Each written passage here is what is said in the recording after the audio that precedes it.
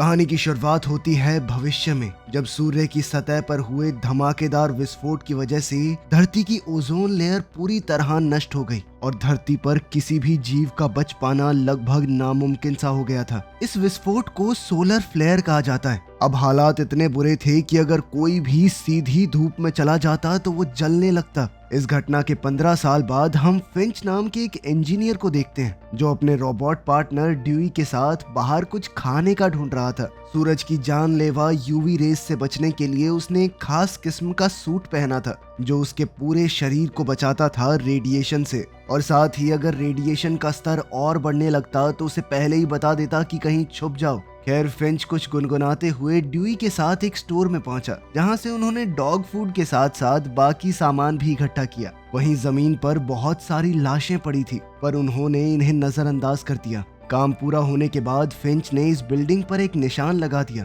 ताकि अगली बार उसे याद रहे कि उसने इस बिल्डिंग को खाली कर दिया है। इसके बाद वो एक ट्रक में बैठ गया और नक्शे की मदद से एक सुनसान शहर में पहुंच गया जो चारों ओर से रेत से दबा हुआ था। वहां किसी इंसान का नामो निशान नहीं था, इसीलिए फिंच गाड़ी को टक्कर मारकर रास्ता साफ करते हुए आगे बढ़ रहा था। तभी अचानक फिंच के सूट ने उसे सावधान किया कि आगे बहुत बड़ा तूफान आ रहा है, तो फिंच ने तेजी से वहां से भागने की कोशिश की। इसी हड़बड़ी में वो कुछ गाड़ियों से टकराता हुआ ऐन वक्त पर इस शहर से भाग निकला। कुछ ही देर में वो अपनी अंडरग्राउंड लैब में पहुंच गया। असल में ये जगह पहले उसी स्पेस एनर्जी कंपनी की थी जिसमें वो काम करता था। खैर, तूफान अब भी बहुत तेजी से उसकी ओर बढ़ रहा था पर फिंच ड्यूई को खींचकर बिल्डिंग में पहुंच गया और इस तरह उसकी जान बाल बाल बची। आखिरकार सुरक्षित होने के बाद फिंच ने अपना सूट और ड्यूई को अच्छे से साफ किया। फिर जब वो खुद नहा रहा था तो जोर जोर से खांसने लगा। तब ये खुलासा होता है कि खतरनाक रेडिएशन की वजह से वो कुछ ही समय में मरने वाला है।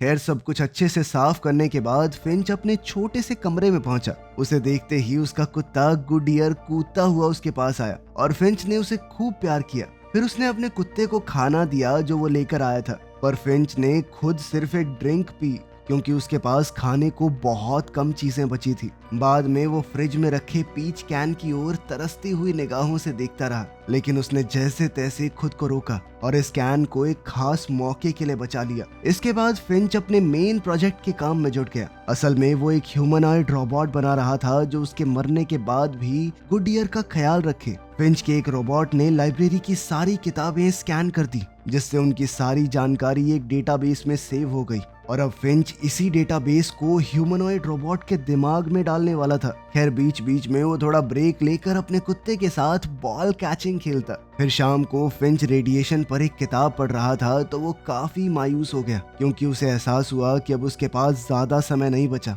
इसीलिए अब सोने की बजाय उसने अपने रोबोट पर ही काम करना जारी रखा। उसने सर तो लगभग बना दिया था लेकिन बस आंखों की कमी थी, इसीलिए उसने डीन की आंखें निकाल ली और कहा कि बाद में तुम्हें नई आंखें लगा दूंगा। पर जैसे ही उसने अपने रोबोट को एक्टिवेट किया तो वो बोल तो नहीं पा रहा था मगर सर हिलाकर फिंच के सवालों का जवाब दे रहा था। उसे देखकर फिंच बहुत ज्यादा खुश था, इसीलिए उसने फटाफट उसके बोलने की प्रॉब्लम भी ठीक कर दी। आखिरकार रोबोट बोलने लगा जिसे देखकर उसका कुत्ता गुडियर थोड़ा डर गया और उस पर जोर जोर से भौंकने लगा। फिर रोबोट ने अपना नाम जेफ चुना और अपने मालिक फिंच को बताया कि डेटाबेस में जितनी चीजें आपने डाली थी वो सब मैं जानता हूँ। उसकी प्रोग्रामिंग के हिसाब से रोबोट को फिंच के सारे ऑर्डर्स मानने होंगे, जिसमें सबसे पहला था कि वो इंसानों को कोई नुकसान नहीं पहुंचाएगा। आखिरकार फिंच ने जेफ को समझाया कि तुम्हारा असली मकसद है मेरे मरने के बाद गुडियर का ख्याल रखना। तभी अचानक बिल्डिंग की बिजली चली गई। फिंच ने बाहर जाकर विंड टरबाइन फिर से चालू की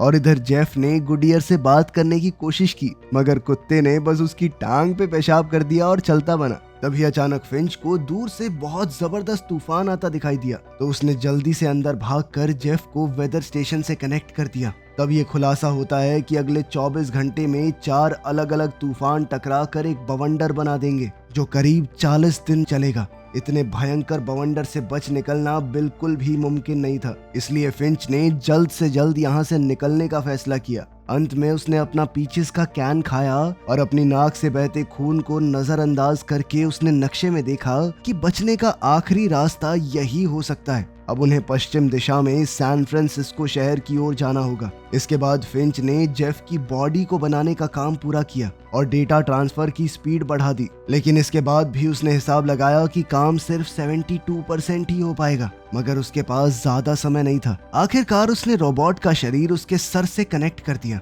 और जेफ खड़ा हो गया। फिर फिंच ने उसे चलना सिखाया, जिसे देखकर गुडियर और भौंकने लगा। जेफ 2-4 बार तो लड़खड़ा कर गिर गया। इसके बाद फिंच ने अपना सारा जरूरत का सामान बांध लिया। इधर आंखें ना होने की वजह से ड्यूई बार बार चीजों से टकरा रहा था, इसलिए फिंच ने अपने सिक्योरिटी कैमरास का इस्तेमाल करके उसे नई आंखें दे दी। इसके बाद पूरी टीम आरवी में बैठकर निकल गई। रास्ते में उन्होंने देखा कि उनके आसपास के सारे इलाके रेगिस्तान में बदल चुके हैं।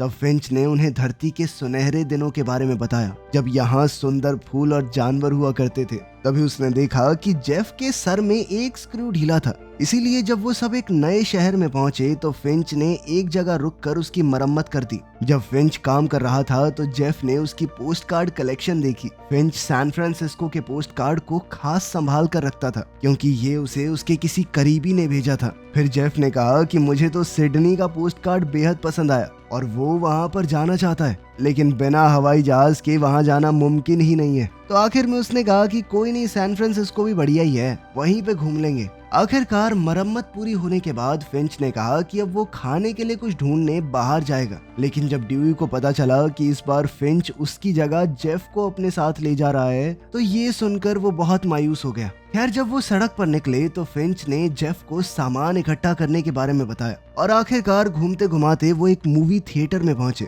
उसका दरवाजा एक मोटी जंजीर से बंधा हुआ था, मगर जेफ ने अपनी ताकत से बड़ी आसानी से इस दरवाजे को उखाड़ फेंका। फिर अंदर जाकर जेफ ने पहली बार शीशे में खुद को देखा तो वो बहुत खुश हुआ। उधर फिंच को एक पॉपकॉर्न का बैग मिल गया। उसने बाहर जाकर जेफ को दिखाया कि सूरज की किरणें इतनी तेज हैं कि सारे पॉपकॉर्न कुछ ही पलों में अपने आप भुन गए। लेकिन उसी समय उन्होंने देखा कि तूफान तेजी से उनकी ओर बढ़ रहा है। अब वो तुरंत आरवी में बैठ गए और शहर से भागे, मगर तूफान उन्हें अपनी चपेट में लेने ही वाला था। अब उनके पास आखिरी रास्ता यही था कि वो एक सुरक्षित ठिकाना ढूंढे। तब फिंच ने जेफ की मदद से आरवी को तारों से बांध दिया ताकि तूफान उसे उड़ा ना ले जाए। फिंच अपनी बीमारी से काफी कमजोर हो चुका था, इसीलिए वो जल्दी ही थक गया। तब जेफ ने उसे वापस आरवी में भेज दिया और खुद जोरों शोरों से मेहनत करके काम पूरा किया। अंदर फिंच ने गुडियर को एक कैबिनेट के अंदर भेजा और फिर सारी खिड़कियों को जल्दी से ढककर जेफ को आवाज लगाई। जैसे ही जेफ ने आखिरी तार बांधा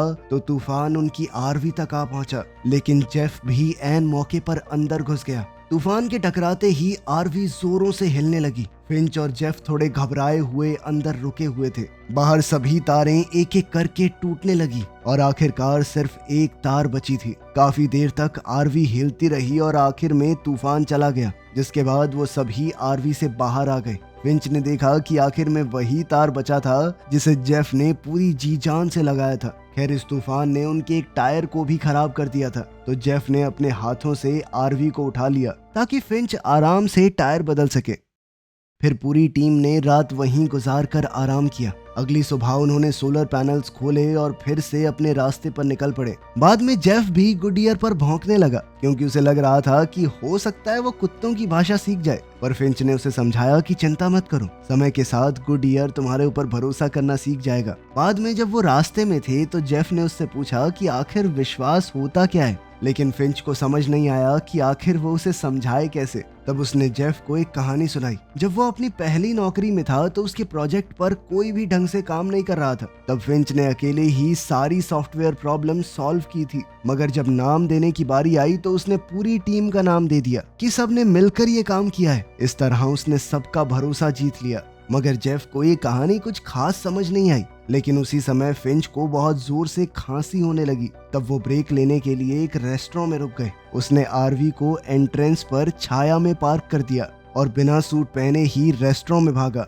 पर तभी उसने देखा कि मेरी खांसी में तो खून आ रहा है। अचानक उसे गुडियर के भौंकने की आवाजें आई तो उसने देखा कि गुडियर जेफ के साथ बाहर आने को राजी नहीं था। तब फिंच खुद उसका पट्टा पकड़कर उसे रेस्टोरेंट में लेकर आया और जेफ से कहा कि तुम आरवी की रखवाली करो। इधर फिंच गुडईयर के साथ खेल रहा था और वहीं जेफ ने ड्राइविंग सीट पे बैठ के गाने ऑन कर दिए और फिर आरवी को चलाने की कोशिश की, मगर तभी उसकी टक्कर एक गाड़ी से हो गई। उसका शोर सुनते ही फिंच तुरंत दौड़कर बाहर आया। उसे देखते ही गुडईयर भी उसके पीछे आ गया। वो सूरज की किरणों में पैर रखने ही वाला था कि ऐन वक्त पर फिंच ने उसे रोक दिया। अब फिंच ने जेफ को डांटा और आरवी को बड़े ध्यान से वापस पार्क करने को कहा, लेकिन इस बार गाड़ी की टक्कर रेस्टोरेंट से हो गई। तब फिंच ने गुस्से से भरकर धूप में अपना हाथ आगे किया और जेफ को दिखाया कि ध्यान से देखो कितनी बुरी तरह से जलता है ये। वो गुस्से में जेफ पर चिल्लाने लगा कि तुम्हारी एक गड़बड़ की वजह से गुडईयर मर सकता था। बहुत सोच समझकर हरकतें किया करो, तुम्हारा असली ध्यान सिर्फ गुडईयर के ऊपर होना चाहिए। खैर बाद में जब वो अपनी मंजिल की ओर निकले तो फिंच ने देखा कि जेफ काफी उदास था। तो उसने सोचा कि मैं खुद जेफ को गाड़ी चलाना सिखाता हूँ। पहले तो जेफ को थोड़ी दिक्कत हुई और वो इधर उधर टकराता रहा, मगर जल्द ही उसे टेक्निक समझ आ गई और वो आराम से ड्राइव करने लगा। आखिरकार रात होने पर वो एक जगह रुक गए और मिलकर खूबसूरत नॉर्दर्न लाइट्स देखी। अब पृथ्वी की ओजोन लेयर खत्म हो चुकी थी तो बड़ी आसानी से साफ साफ दिख रही थी। जेफ ने पूछा कि अगर सूरज की इतनी दिक्कत है तो वो रात में सफर क्यों नहीं करते। तो फिंच ने बताया कि लोग दर दर भटक रहे हैं, बहुत सारे भूखे लोग हैं, परछाइयों में छुपकर ही हमला करते हैं। फिर अगली सुबह जेफ ने गुडईयर को भौंकते सुना तो वो दौड़कर फिंच के पास गया। फिंच को उल्टियां हो रही थी और वो बुरी तरह कांप रहा था। जेफ ने उसका काफी ध्यान रखा और फिर उसे आराम करने को कहा। अब वो खुद ड्राइव करने लगा और जल्दी ही नए शहर में जा पहुंचा। तब जेफ ने गुडईयर को फिंच के साथ रुकने को कहा और खुद ड्यूई को साथ लेकर कुछ खाने का ढूंढने निकल पड़ा। पहले वो एक हॉस्पिटल में घुसे, लेकिन वहां पर ज्यादा कुछ नहीं मिला। जेफ ने ड्यूई को दरवाजे पर रुकने को कहा और खुद सीढ़ियों से ऊपर चला गया, लेकिन उन दोनों ने ही ये नहीं देखा कि कोई अंधेरे से उन्हें देख रहा है। इधर जेफ को कुछ दवाइयां और एक जैकेट मिली जो उसने पहन ली। फिर उसे एक कैबिनेट मिला जिसमें जरूरत का काफी सामान था। वहीं नीचे ड्यूई को भी कुछ खाने को मिला, लेकिन जैसे ही वो उसकी तरफ बढ़ा तो एक जाल में फंसकर खत्म हो गया।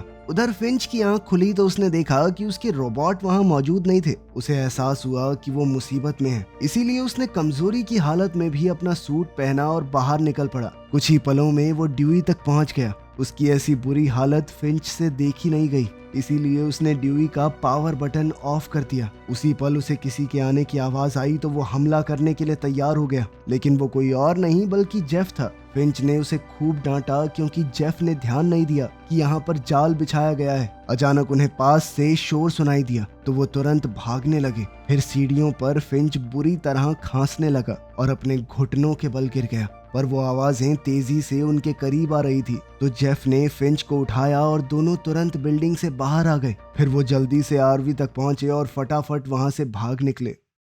कुछ घंटों बाद जब रात हुई तो आखिरकार फिंच का ध्यान गया कि गाड़ी में कोई तो उनका पीछा कर रहा है। जेफ के पास नाइट विजन थी और वो अंधेरे में भी गाड़ी चला सकता था, इसीलिए उसने गाड़ी की सभी लाइटें बंद कर दी, मगर फिर भी वो गाड़ी उनके पीछे ही थी। फिर उन्होंने स्पीड बढ़ाने की कोशिश की, पर तभी फिंच की नजर सामने मौजूद अंडरपास पर पड़ी तो उसने ऐन वक्त पर स्टीयरिंग घुमाकर आरवी को सड़क से उतार दिया। जेफ ने फिंच को समझाया कि आरवी की हाइट अंडरपास से ज्यादा है, हम वहां फंस जाएंगे, मगर फिंच घबराहट में आरवी चलाता रहा ताकि वो उसे अंडरपास के नीचे छुपा सके। खैर जेफ की बात बिल्कुल सही निकली, मगर अब अंडरपास से टकराने की वजह से आरवी के छत पर लगे सोलर पैनल खराब हो गए। अब वो खराब हो ही गए थे तो जेफ ने पूरी ताकत से धक्का देकर आरवी को पूरी तरह अंडरपास के नीचे छुपा दिया। अब वो सब काफी डरे हुए थे और पीछे वाली गाड़ी के निकलने का इंतजार करने लगे। तब जेफ ने देखा कि फिंच खुद को बचाने के लिए एक बंदूक भी रखता है। खुशकिस्मती से वो गाड़ी चली गई और फिंच ने बाहर आकर आरवी में हुए नुकसान को देखा। वो खुद को कोसने लगा कि अब तो मैं इसकी मरम्मत भी नहीं कर सकता। वो समझ चुका था कि अब हम इस हालत में सैन फ्रांसिस्को नहीं पहुंच पाएंगे। तब जेफ ने उसे हौसला देने की कोशिश की, मगर फिंच ने गुस्से में अपना आपा खो दिया। वो उसके ऊपर ही चिल्लाने लगा, मगर जेफ ने हिम्मत नहीं हारी और आरवी में जाकर कहा कि मुझे तुम्हारे ऊपर पूरा विश्वास है, तुम कुछ कर लोगे। तब फिंच ने उसे एक बार फिर एक कहानी सुनाई। शुरुआत में सोलर फ्लेयर के धमाके के बाद लोग अभी नए तौर तरीकों से जीना सीख ही रहे थे। तब फिंच एक सुपरमार्केट में पहुंचा और उसे नूडल्स का एक बैग मिला, लेकिन फिर उसने एक माँ बेटी को देखा जिनका कार्ट सामान से भरा पड़ा था। उस बच्ची के हाथों में बंदूक थी और उसकी माँ बार बार उसे यही कह रही थी कि अगर कोई भी दिखाई दे तो गोली मार देना। अब मौत के डर से फिंच वहीं छुपा रहा, लेकिन उसी समय एक गुंडा शॉटगन लेकर वहां पहुंच गया और उन दोनों से सामान मांगने लगा, लेकिन खींचातानी में उस गुंडे ने कई गोलियां चला दी। जब तक फिंच बाहर आया तब तक माँ बेटी दोनों मर चुके थे, पर तभी उसे एक आवाज सुनाई दी। उसने बच्ची का बैग देखा तो उसमें से एक सहमा हुआ पिल्ला निकला। उस दिन फिंच ने इस पिल्ले को अपनाकर उसका नाम गुडईयर रखा और हमेशा उसकी हिफाजत करने का फैसला किया। उसी दिन से उसने फैसला किया कि वो किसी पर विश्वास नहीं करेगा। खैर फिर अगली सुबह फिंच आराम कर रहा था और जेफ आरवी चला रहा था। तब जेफ ने पोस्ट कार्ड चेक किए तो पता चला कि सैन फ्रांसिस्को वाला कार्ड फिंच के पिता ने साइन किया था और साथ ही बाकी पोस्ट कार्ड्स तो एकदम खाली थे। उसी पल अचानक कंप्यूटर ने सूचना दी कि यहाँ की यूवी रेज उतनी खतरनाक नहीं है और तभी अचानक एक तितली आरवी से टकरा गई। जेफ को कुछ भी समझ नहीं आया, इसीलिए उसने आरवी रोककर फिंच को उठाया। फिंच ने हैरान होकर अपना हाथ बाहर निकाला तो वो जला नहीं। ये देखते ही वो खुशी से झूम उठा और सूरज की धूप का मजा लेने बाहर आ गया। जब उसने आसपास तितलियां और एक फूल देखा तो उसकी खुशी का ठिकाना ही नहीं रहा। कई घंटे तक सफर करने के बाद उन्हें पास के इलाके में कई पेड़ पौधे दिखाई देने लगे। इस बात की खुशी मनाने के लिए फिंच ने अपना खास सूट पहना और आरवी रोककर सूरज की धूप में पिकनिक करने बैठ गया। तब जेफ ने कहा कि उसने कल रात उन सबको ब्रिज पर खड़े देखा था। ये सुनकर फिंच काफी खुश हुआ क्योंकि जेफ अब इंसानों की तरह सपने देखना सीख गया था। तब जेफ ने उससे पूछा कि तुमने पोस्ट कार्ड के बारे में झूठ क्यों कहा? तो फिंच ने उसे एक नई कहानी सुनाई। जब वो बच्चा था तो उसकी माँ ने उसे बताया कि तुम्हारे पिता की रगों में वाइकिंग्स का खून है। फिर फिंच ने जेफ को वाइकिंग फ्यूनरल की एक तस्वीर दिखाई। फिंच के पिता उसके पैदा होने से पहले ही चले गए थे क्योंकि वो एक इंजीनियर थे जो बड़े बड़े पुल बनाया करते थे और अपने काम के चलते उन्हें अलग अलग देशों में जाना पड़ता। फिंच ने कभी उनसे बात नहीं की, लेकिन फिर उसके 15वें जन्मदिन पर उसे एक पोस्ट कार्ड मिला। उसके पिता ने लिखा था कि एक दिन वो अपने बेटे से मिलना चाहेंगे और फिंच ने इसी खास मौके के लिए ये सूट खरीदा था। खैर बदकिस्मती से उसके बाद उसे अपने पिता की कोई खोज खबर नहीं मिली। ये कहानी जेफ को बड़ी दिलचस्प लगी। उसने कहा कि अगर हम जल्दी निकले तो 18 घंटों के अंदर अंदर गोल्डन गेट पहुंच सकते हैं। वहीं का पोस्ट कार्ड भेजा था ना तुम्हारे पापा ने। मगर फिंच ने उसे याद दिलाया कि उसकी हालत कैसी है, वो वहां तक पहुंच ही नहीं पाएगा, थोड़ी देर में मरने वाला है। फिर उसने एक बॉल फेंककर जेफ को गुडईयर के साथ खेलना सिखाया। मगर जब जेफ ने बॉल फेंकी तो भी गुडईयर वापस लाकर फिंच को ही देता था क्योंकि वो अभी भी जेफ पर विश्वास नहीं करता था। तभी अचानक फिंच की खांसी में बहुत सारा खून आने लगा। जेफ ने उसकी मदद करने की कोशिश की पर फिंच ने कहा कि तुम पहले ही मेरी बहुत मदद कर चुके हो। फिर उसने जेफ से हाथ मिलाया और उसे गले लगा लिया। आखिरकार फिंच आरवी में जाकर लेट गया और गुडईयर उसके पास चला गया। जेफ बाहर ही रुककर सामान इकट्ठा कर रहा था, मगर जैसे ही सूरज डूबा उसे गुडईयर के रोने की आवाज सुनाई दी और वो समझ गया कि फिंच मर चुका है। आखिरकार उसके सम्मान में जेफ और गुडईयर ने उसे भी सूट के साथ ही जलाकर बिल्कुल वाइकिंग्स वाला फ्यूनरल दिया। पहले तो जेफ को समझ नहीं आ रहा था कि आखिर आगे क्या करना चाहिए, पर जल्द ही उसे याद आया कि उसने गुडईयर की देखभाल का वादा किया है। उसने गुडईयर को खाना खिलाया और फिर बॉल फेंकी तो गुडईयर पहली बार बॉल वापस उसके पास ही लेकर आया। जल्द ही वो खेलते हुए एक दूसरे के दोस्त बन गए और गुडईयर ने जेफ को गले भी लगा लिया। आखिरकार वो फिर से रास्ते पर निकल पड़े क्योंकि वो फिंच की मंजिल तक पहुंचना चाहते थे। अंत में जब वो सैन फ्रांसिस्को पहुंचे तो जेफ ने फिंच की याद में एक मेमोरियल बनाया और गुडईयर के साथ गोल्डन गेट देखने गया। वहाँ की खूबसूरती देखकर उसकी आंखें खुली रह गई। साथ ही उसने वहाँ लोगों के मैसेजेस देखे जो उन्होंने अपने परिवार के लिए छोड़े थे। ये सब देखकर जेफ ने गुडईयर से कहा कि उन्हें इन बचे हुए लोगों को ढूंढकर उनकी मदद करनी चाहिए। आखिरकार उसने एक पोस्ट कार्ड पर अपनी टीम की ड्राइंग बनाकर टांग दी और गुडईयर के साथ एक नई जिंदगी की शुरुआत करने निकल पड़ा। वीडियो पसंद आई तो लाइक कर देना, चैनल को सब्सक्राइब कर लेना। मिलते हैं अगली वीडियो में।